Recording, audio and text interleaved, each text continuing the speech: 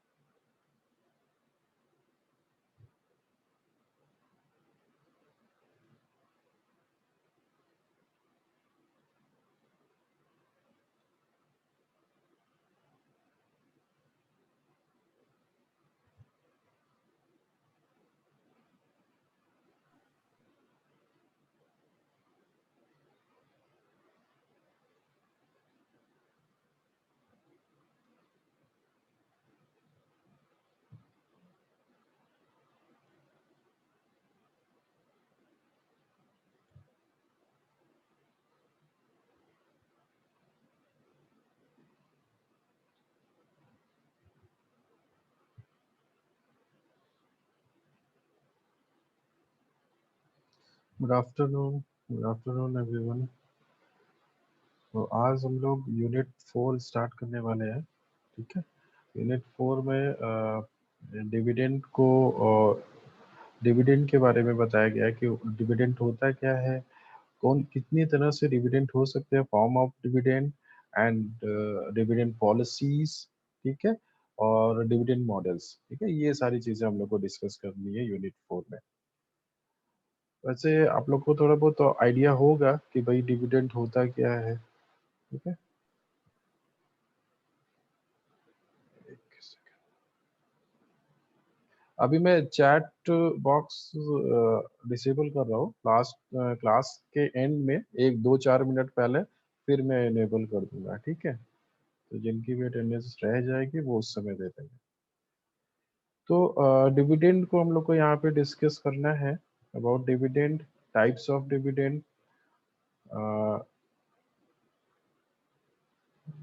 Dividend models, dividend policies. ठीक है। तो पहले तो डिविडेंड होता क्या है सभी को पता है।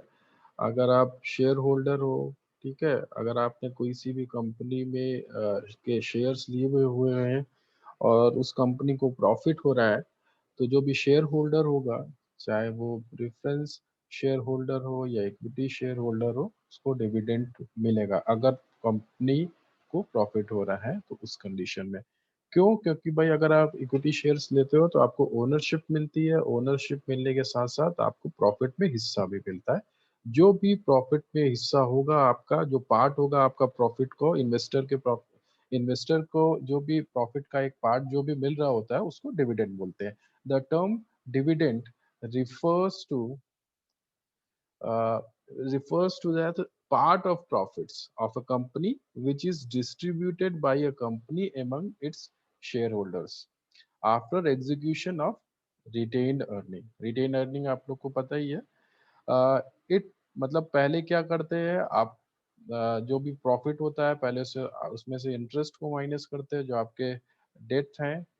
उसके बाद आप जो है उसके बाद फिर जो है जो भी बचा हुआ पार्ट रहता है वो जाता है शेयर होल्डर्स के पास। ठीक है, उसमें से अगर आप कुछ रिटेन करना है, कुछ एक्सपेंशन करना है, कुछ इन्वेस्टमेंट करना है तो रिटेन अर्निंग का एक पार्ट आप निकाल सकते हैं कोई भी कंपनी, और उसके बाद वो जितना भी बचा हुआ पार्ट होता है वो प्रॉफिट का वो सब शेयर होल्डर्स के पास जाता है। It is reward to the shareholders for investment made by them in the shares of the company. In other words, it is a return that a shareholder gets from a company out of profit on his shareholdings. According to Institute of Chartered Accountant of India, a dividend is a distribution to shareholders out of profit or reserves available for this purpose. ठीक है, तो सभी को clear है dividend होता क्या है? आगे बढ़ते हैं। फॉर्म ऑफ डिविडेंड या टाइप्स ऑफ डिविडेंड, तो यहाँ पर हम लोग जो क्लासिफिकेशन है डिविडेंड का उनको अलग अलग तरह से अलग अलग बेसिस पे हम लोग क्लासिफाई कर सकते हैं। ठीक है, जैसे कि अगर हम लोग बात करें on the basis of type of shares, तो मेरे पास इक्विटी डिविडेंड है, प्रेफरेंस है। ठीक है, अगर इक्विटी शेयर होल्डर्स है तो उनको डिविडेंड दिया जाता है इक्विटी डिविडेंड, अगर प्रेफरेंस शेयर होल्डर्स है तो उनको प्रेफरेंस डिविडेंड दिया जाता है। दोनों में फर्क आप लोग को पता ही है। अभी इंडिविजुअली एक एक को डिस्कस करेंगे। उसके बाद on the basis of mode of payment, तो यहाँ पर जो डिविडेंड देने का तरीका है, पेमेंट करने का तरीका है, वो किस तरह से हो सकता है, अलग अलग तरीके यहाँ पे हैं। कैश में दिया जा सकता है, स्टॉक में दिया जा सकता है, बॉन्ड डिविडेंड होता है, प्रॉपर्टी होता है और कंपोजिट डिविडेंड होता है। उसके बाद on the basis of time of payment, किस टाइम पे वो डिविडेंड दिया जाता है। ठीक है, किस टाइम पे वो डिविडेंड दिया जा रहा है, तो उस बेसिस पे आप जो है तीन तीन तरह से क्लासिफाई कर सकते हो। There are three types of dividend: interim dividend, regular dividend and special dividend. ठीक है, अभी इंडिविजुअली हर एक टाइप को डिस्कस करते हैं। जैसे पहले मैंने बताया था कि भाई टाइप्स ऑफ शेयर्स, अगर टाइप्स ऑफ शेयर्स की मैं बात करूँ तो यहाँ पर दो तरह के डिविडेंड है, इक्विटी और प्रेफरेंस। डिफरेंस आप लोग को पता है, एक बार फिर से मैं बता देता हूँ। Dividend paid on equity shares, equity shares called as equity dividend. Generally dividend on the equity shares is recommended by the board of directors depending upon the profit of the company। ठीक है, जो भी company का profit होता है उसके ऊपर depend करता है कि कितना और कब जो है डिविडेंड इक्विटी शेयर होल्डर्स को दिया जाएगा। कोई रेट इसमें फिक्स नहीं होता पहले से। Rate of dividend is not fixed, it depends upon the recommendation of director, which in turn depend upon the profit and future requirement of the fund of the company। ठीक है, जो future requirement है fund company की, fund की requirement है, उस basis पे और जो प्रॉफिट है उस दोनों को ध्यान में रखते हुए डिविडेंड दिया जाता है। ठीक है, because of director has freedom regarding quantum and time of the payment of the dividend. ठीक है, ये तो हो गई इक्विटी डिविडेंड की बात। अभी बात करते हैं प्रेफरेंस शेयर होल्डर्स को की बात करते हैं। प्रेफरेंस डिविडेंड, यहाँ पे जैसे कि आप लोग को पता है यहाँ पे रेट फिक्स्ड होता है पहले से। Preference dividend is a dividend paid to preference shareholders. The preference dividend is paid at the predetermined rate, and like equity shares, dividend on preference share is also recommended by the board of director। As the name suggests, preference dividend gets priority over equity dividend। ठीक है, इनको एक priority मिलती है। आप जो भी profit होगा कंपनी का पहले प्रेफरेंस शेयर होल्डर्स के पास जाएगा, उसके बाद इक्विटी शेयर होल्डर्स के पास। Equity dividend is paid only after payment of shares on the preference dividend. The board does not have power to reduce the rate of dividend। ठीक है, ये board जो है उसको ये पावर नहीं होती कि वो प्रेफरेंस शेयर होल्डर्स के जो रेट है डिविडेंड के उसको रिड्यूस करे। ठीक है, however they can recommend higher dividend on preference share. ज्यादा दे सकते हैं मगर कम देने की पावर, रिड्यूस नहीं कर सकते उस रेट को। ठीक है, ये हो गए on the basis of shares. अभी on the basis of mode of payment. ठीक है, किस तरीके से वो पे किया जा रहा है डिविडेंड। सबसे पहला और जो सबसे ज्यादा जो चलन में है, ठीक है, वो है कैश डिविडेंड। यहाँ पर क्या किया जाता है, कैश डिविडेंड मतलब कि ईयरली मीटिंग हुई, उसमें ये डिसाइड हुआ कि भाई हाँ इतना डिविडेंड देना है, जो भी शेयर होल्डर्स है उनके पास उतना डिविडेंड उनके अकाउंट में चला गया। ठीक है। A cash dividend is a usual method of paying dividends. Payment of dividend in cash result in outflow of fund and reduces the company's net worth, though the shareholders get an opportunity to invest cash in any manner they desire. ठीक है, उनके पास भाई अगर share holders को जो भी cash dividend मिल रहा है वो कहीं उसको पैसे को कहीं और इन्वेस्ट कर सकते हैं। ठीक है, तो this is why ordinary share holders prefer receive dividend in cash. इसलिए जो ऑर्डिनरी जो शेयर होल्डर्स हैं, जो इक्विटी शेयर होल्डर्स हैं, वो प्रिफर करते हैं कि उनको डिविडेंड कैश की फॉर्म में मिल जाए। ठीक है, अगर फर्म के पास फंड है, लिक्विडिटी है, तो वो बिल्कुल वो कैश में भी ही पे करते हैं, और जो इन्वेस्टर्स हैं वो भी प्रेफर करते हैं कि उनको कैश में ही डिविडेंड मिले। ठीक है, एक ये तरीका हो गया पेमेंट का। दूसरा तरीका है कि आप कैश ना देकर उनको, जो भी इन्वेस्टर्स हैं, जो शेयर होल्डर्स हैं, उनको शेयर्स प्रोवाइड कर दिया, जिसको बोलते हैं बोनस शेयर। ठीक है, stock dividend. Stock dividend means the issue of bonus shares to existing shareholders if a company does not have liquid resource। अगर कंपनी के पास लिक्विड रिसोर्स नहीं है कि वो डिविडेंड पे कर सके, तो वहां पे ये ऑप्शन के साथ जाते हैं वो, जो भी इक्विटी शेयर होल्डर्स हैं, जो भी उनके शेयर होल्डर्स हैं, उनको बोनस शेयर्स प्रोवाइड करते हैं, स्टॉक डिविडेंड प्रोवाइड करते हैं। ठीक है, एक ये तरीका हो गया। आगे बढ़ते हैं, स्क्रिप या बॉन्ड डिविडेंड की बात करते हैं। Scrip dividend promise to pay share holders at a future specific date. ठीक है, ये इसमें क्या होता है, डिविडेंड अनाउंस हो गया लेकिन अभी नहीं मिलेगा, वो बता देता है कि हाँ फ्यूचर में आज से 1 साल 2 साल बाद, 6 महीने के बाद आपको इतने पैसे मिल जाएंगे डिविडेंड के, ये पैसे अभी तुरंत नहीं मिलेंगे, बाद में मिलेंगे। ठीक है, तो इस तरह से आप स्क्रिप या बॉन्ड डिविडेंड भी दिया जा सकता है। In case a company does not have sufficient funds to pay dividend in cash, it may issue notes or bond for amount due to the shareholders. The objective of scrip dividend is to postpone the immediate payment of cash. Scrip dividend bears interest, और यहाँ पे क्या interest भी देना पड़ता है भाई। अब अगर बॉन्ड इश्यू कर रहे हैं, अगर आप प्रॉमिस कर रहे हैं कि हाँ आज से 6 महीने के बाद आपको पैसे दिए जाएंगे, तो उसका इंटरेस्ट भी तो लगेगा। ठीक है, 10,000 रुपए जो आज सपोज देने हैं, या आज से 6 महीने बाद, 1 साल बाद 10,000 रुपए देने हैं, ठीक है, तो उसमें डिफरेंस है, क्योंकि जो पैसे मुझे आज से 1 साल के बाद मिलेंगे उसकी आज वैल्यू तो कम होगी, तो इसलिए इंटरेस्ट भी पे करना होता है। Scrip dividend bears interest and is accepted as a collateral security. ठीक है, नेक्स्ट प्रॉपर्टी डिविडेंड, खैर ये इतना चलन में नहीं है, बहुत ज्यादा ये मैंने तो कहीं नहीं देखा है ऐसा कुछ होते हुए, फिर भी एक ऑप्शन है कंपनी के पास। Property dividend are paid in form of some asset other than cash. तो यहाँ पे कैश की जगह कुछ असेट दे दिया जाता है, जो भी इनके शेयर होल्डर्स है। ठीक है, they are distributed under exceptional circumstances and are not popular in India. ठीक है, तो ये सारे तरीके हो गए। अभी एक एक तरीका और है पेमेंट करने का, कंपोजिट। मतलब क्या है कंपोजिट, मतलब जो भी डिविडेंड दिया जा रहा है वो, जो पिछले अभी हम लोग ने जो भी मोड्स पढ़े उनका कॉम्बिनेशन। ठीक है, कैश में भी दे दिया, बॉन्ड में भी दे दिया, स्क्रिप्ट में भी दे दिया, या स्क्रिप्ट में, बॉन्ड में और प्रॉपर्टी में दे दिया, इस तरह से।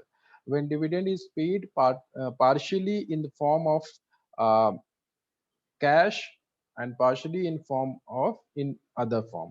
ठीक है, कुछ पार्ट कैश में दे दिया, कुछ पार्ट स्क्रिप्ट में, बॉन्ड में दे दिया। ठीक है, इस तरह से अगर पेमेंट किया जा रहा है तो that is called composite dividend. It is not a new technique for payment of dividend, rather it is combination of earlier discussed technique. Okay, ये आपके हो गए dividend classification on the basis of mode of payment.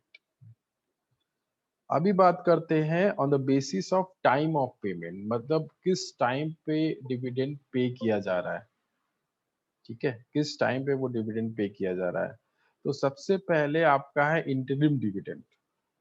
ठीक है, जैसे नाम से ही पता लगा, इंटरिम मतलब आपका डिविडेंड जब देना है उसके पहले ही दे दिया जाए। ठीक है, तो जनरली जो डिविडेंड होता है उसका पेमेंट कब किया जाता है?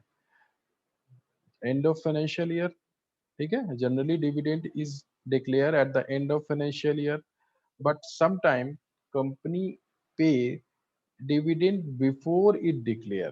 ठीक है, डिविडेंड डिक्लेयर करने के पहले ही जो है वो डिविडेंड पे कर दिया, किसी किसी कंपनी ने डिक्लेयर होने से पहले ही पे कर दिया। अब वो ऐसा कौन कर सकती है? कंपनी जो बहुत ही फाइनेंशियली स्ट्रांग है और जिसको पता है कि भाई हाँ, फ्यूचर में जो हमारे प्रॉफिट है वो अच्छा खासा प्रॉफिट आने वाला है। ठीक है, तो वो पहले ही डिक्लेयर करने के पहले ही उन्होंने डिविडेंड पे कर दिया। ठीक है, समटाइम्स कंपनी पे dividend before it declare dividend in its annual general meeting. In other words, we can say that it is a dividend paid between two annual general meetings. Generally, it is paid when company's board think that company has earned sufficient huge profit. ठीक है, उसको लगता है कि हाँ company जो है बहुत अच्छा खासा प्रॉफिट है उसके पास।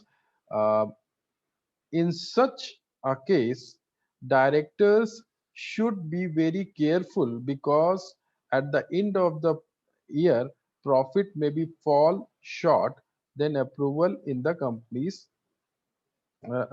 shortfall than what was expected by them. ठीक है, इसमें बहुत केयरफुल होना पड़ता है भाई।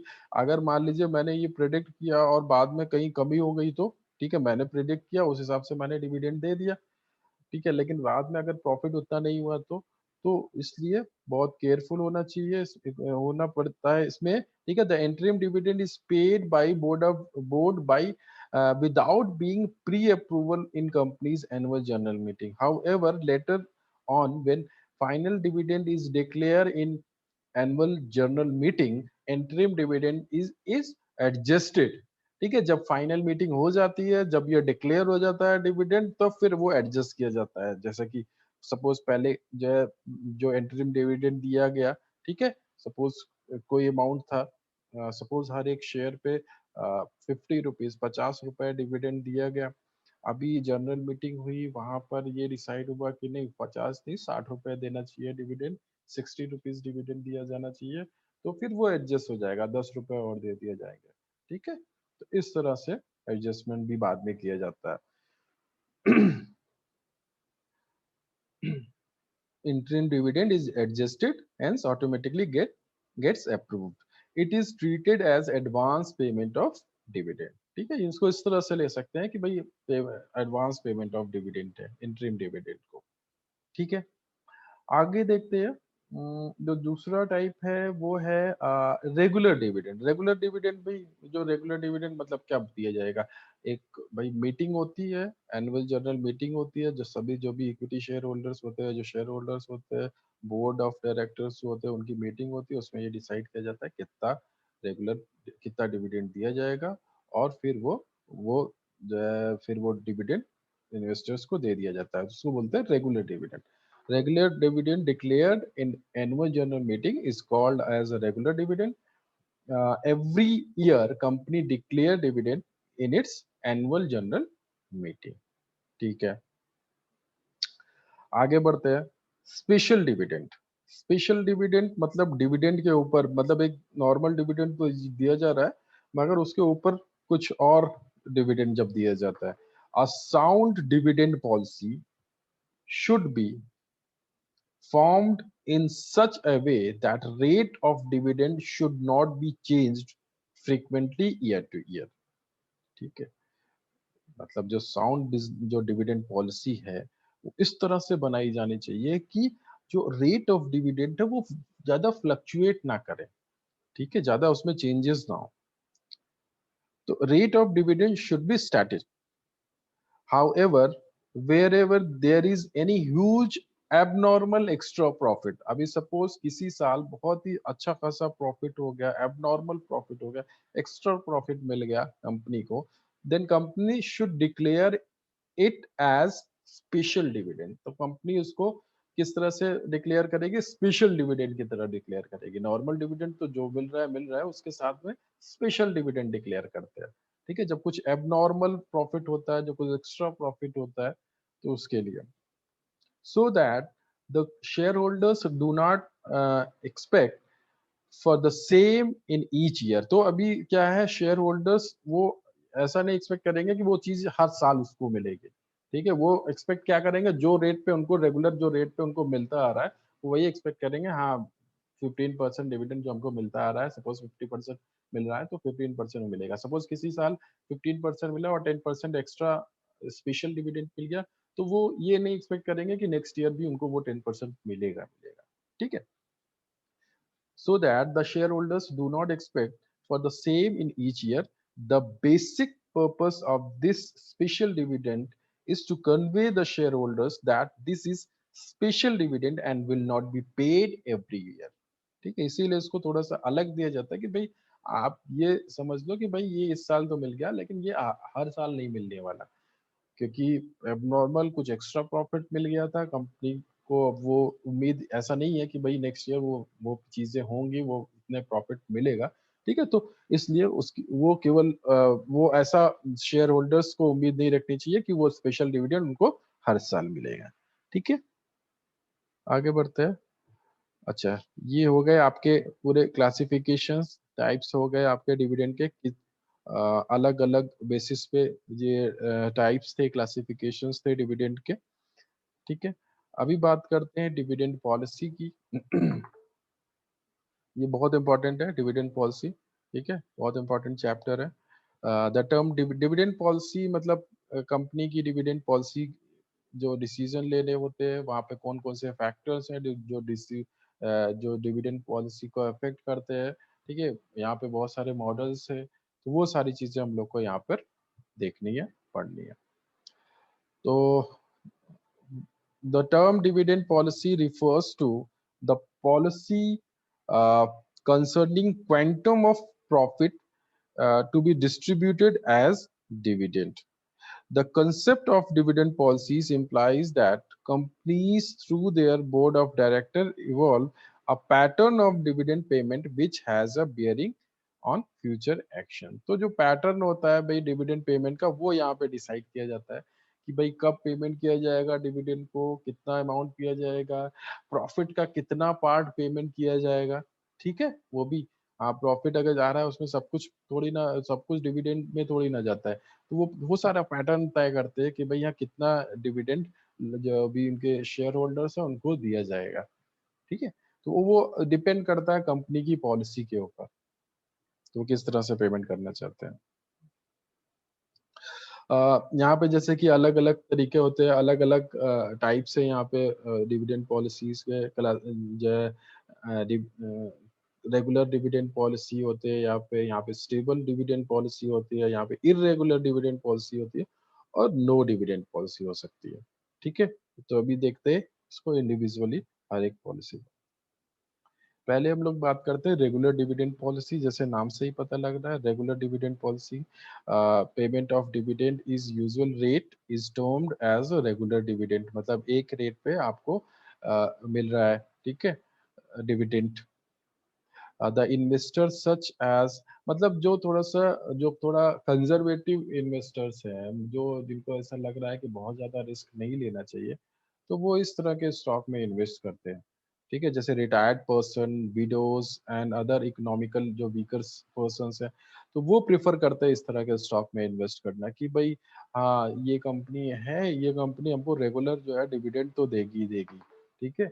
जो लार्ज कैप कंपनी है, ब्लू चिप कंपनी है, वो ज्यादातर उनके साथ ऐसा रहता है कि वो डिविडेंड, रेगुलर डिविडेंड प्रोवाइड करते हैं अपने शेयर होल्डर्स को, ठीक है।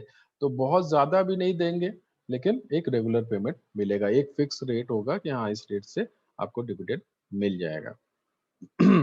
A regular dividend policy is also known as constant dividend policy, sees payout closely linked to company's performance, both rising and falling in line with earnings.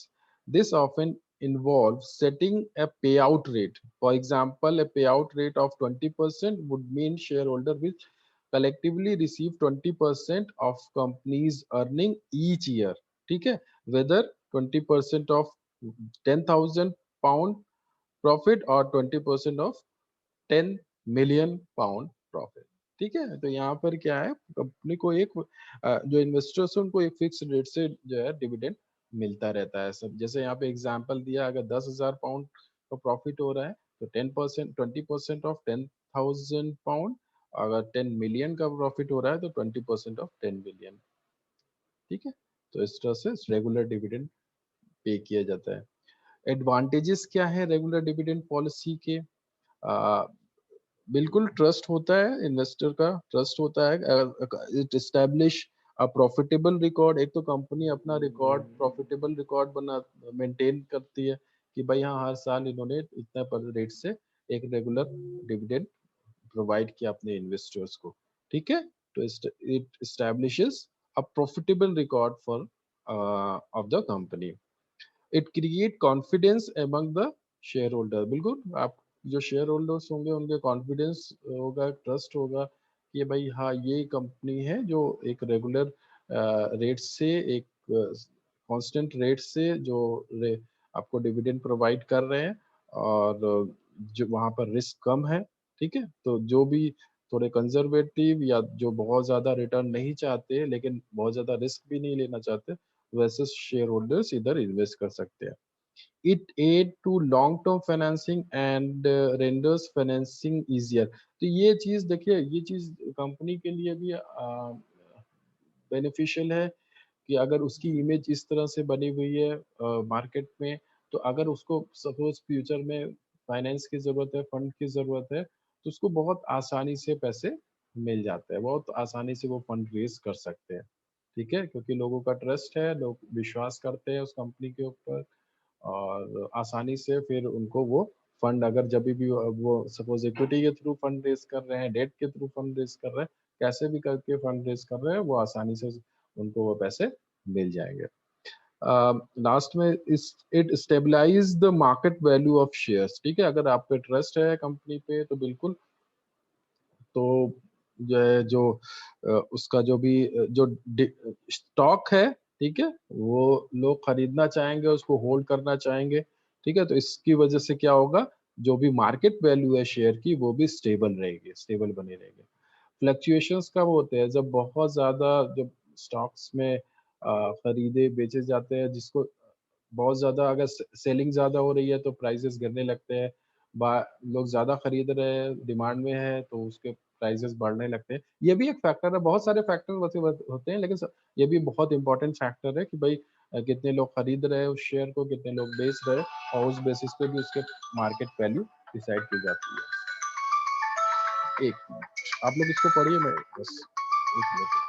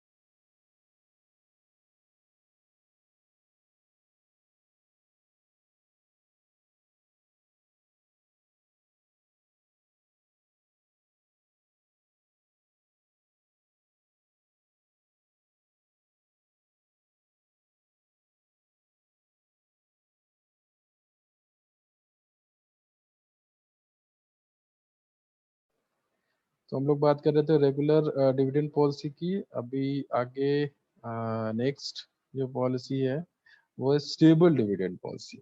ठीक है, stable, वहां पे क्या थे, रेट फिक्स थे, यहाँ पे स्टेबल डिविडेंड पॉलिसी में क्या है, द टर्म स्टेबिलिटी, स्टेबिलिटी जब होती है डिविडेंड में, the term stability of dividend means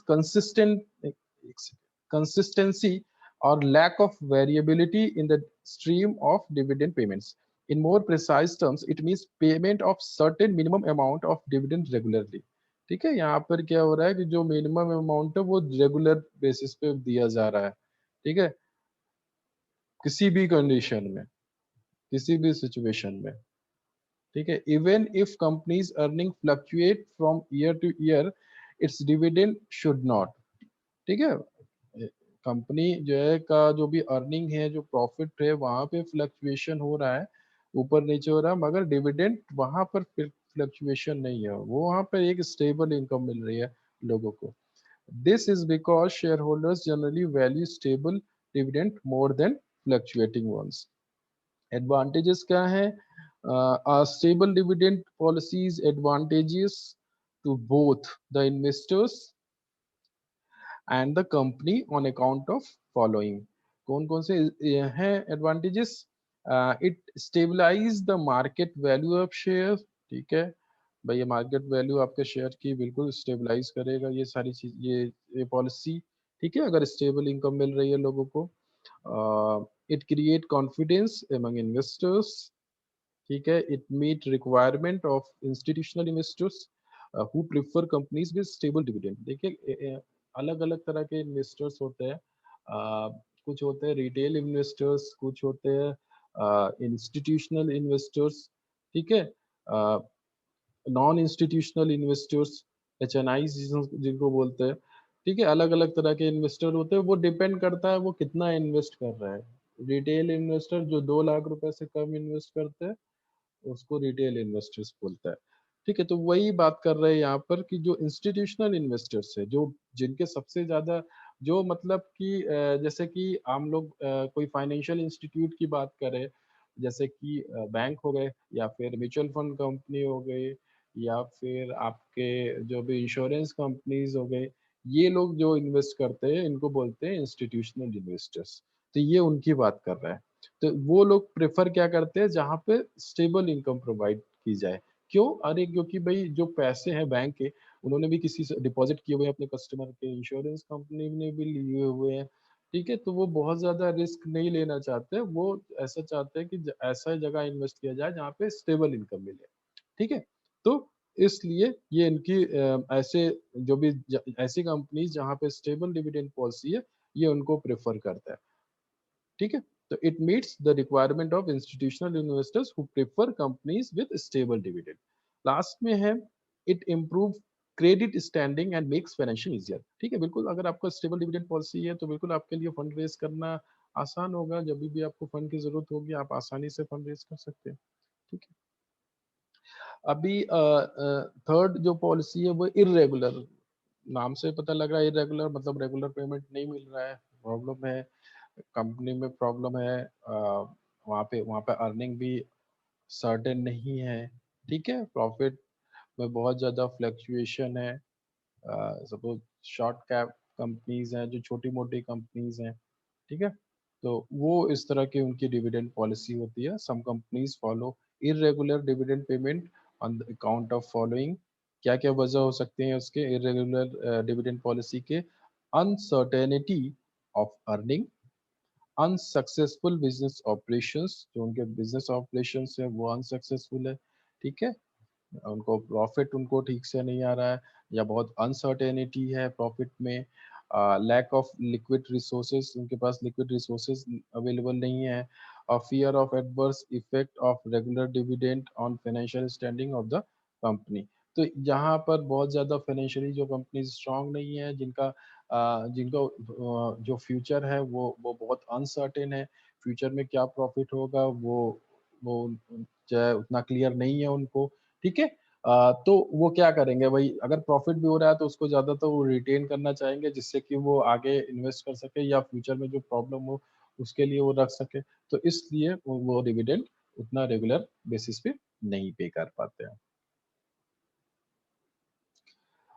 उसके बाद एक्सक्यूज एक, मी सर, हाँ बताइए। सर चैट को इनेबल कर दीजिए सर, मेरा अटेंडेंस रह गया है। अच्छा ठीक है, कर दिया। लास्ट में आपकी no dividend policy. No dividend मतलब कोई भी डिविडेंड नहीं।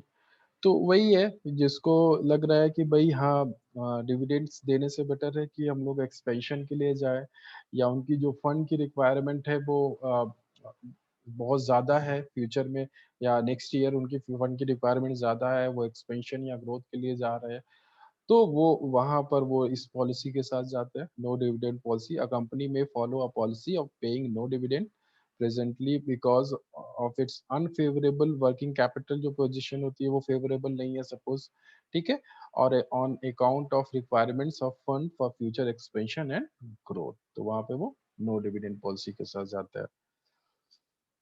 तो ये आपकी पॉलिसीज हो गई। अभी जो इम्पोर्टेंट चीज है वो ये है, मतलब एक दो चीजें यहाँ पे डिविडेंड जो आपका चैप्टर है इसमें दो चीजें इम्पोर्टेंट है बहुत ज्यादा। एक तो फैक्टर्स, कौन कौन से फैक्टर्स हैं जो आपकी डिविडेंड पॉलिसी को इफेक्ट करते हैं, और दूसरी चीज डिविडेंड मॉडल्स, ठीक है, ये बहुत ज्यादा इम्पोर्टेंट होने वाले हैं। तो सबसे पहले फैक्टर्स की बात करते हैं। तो फैक्टर्स, सबसे जो इम्पोर्टेंट फैक्टर है वो है अर्निंग प्रॉफिट, ठीक है, वहां पे स्टेबिलिटी है कि नहीं, वो फैक्टर बहुत इंपॉर्टेंट होता है डिविडेंड पॉलिसी के लिए। तो stability of earning is one of the important factor influencing the dividend policy, क्योंकि डिविडेंड आता किधर से, अर्निंग से ही तो आता है। वो अगर स्टेबल होगी तो बिल्कुल, तो जो एक ऑर्गेनाइजेशन होगा, एक कंपनी होगी, उसको भी कॉन्फिडेंस होगा कि हाँ मुझे इतना डिविडेंड देना चाहिए, क्योंकि मुझे पता है कि मेरी इनकम जो है स्टेबल है, ठीक है।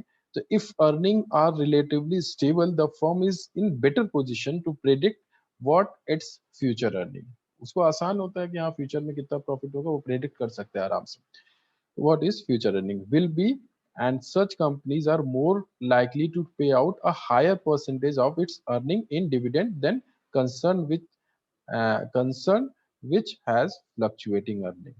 जहाँ पे फ्लक्चुएटिंग अर्निंग है वो उनको प्रेडिक्ट करना थोड़ा सा मुश्किल होता है कि वो भाई फ्यूचर में क्या अर्निंग होगी, और उनको फिर कितना पार्ट अर्निंग का प्रॉफिट का वो रिटेन करें, कितना डिविडेंड दे, उनके लिए प्रॉब्लम होती है, क्योंकि उनको पता नहीं होता कि फ्यूचर में कितने उनको प्रॉफिट होने वाला है। लेकिन यहाँ पे स्टेबल इनकम आ रही है, स्टेबल अर्निंग है उनकी, उनको श्योर होते हैं कि हाँ नेक्स्ट ईयर या उसके आने वाले सालों में उनको कितना प्रॉफिट मिलने वाला है, तो आसानी से वो डिविडेंड पे कर सकते हैं, ठीक है। उनके लिए वो डिविडेंड पॉलिसी बनाना उतना ही आसान होता है।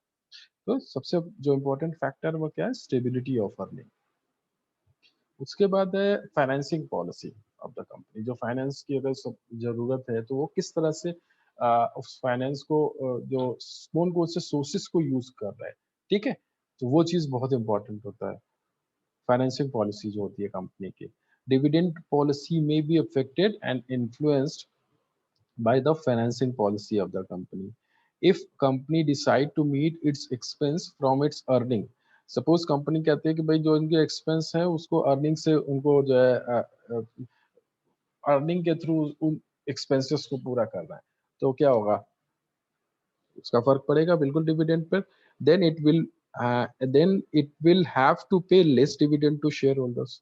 On the other hand, if company feels that outside borrowing is cheaper than internal financing, अगर कंपनी को ऐसा लग रहा है नहीं आउटसाइड बोरोइंग करते हैं क्योंकि और वहां क्योंकि वो चीपर फॉर्म है सोर्स फंड का, सोर्स का, ठीक है, तो आप अगर उसके साथ जाते हैं तो हमारी कॉस्ट कम लगेगी, तो उस समय क्या होगा, then it may be decide to pay higher rate of dividend to its share holders.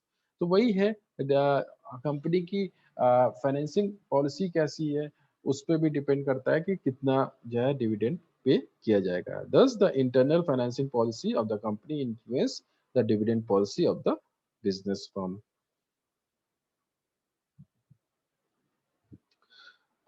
तीसरी चीज जो बहुत ही ज्यादा इंपॉर्टेंट है वो है लिक्विडिटी। लिक्विडिटी अगर